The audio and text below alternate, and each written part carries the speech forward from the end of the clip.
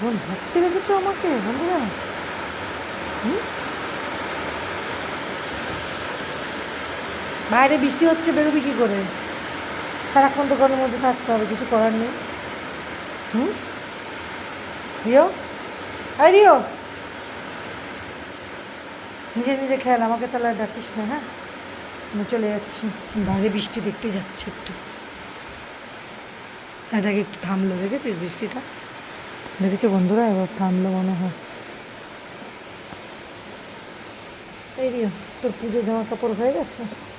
কি রে, বাইরে যাবে না বৃষ্টিতে? বল, মা এখনো পুজোর জামা কাপড় কিনে দেয়নি, বন্ধুদেরকে বলে দাও, বলে দাও।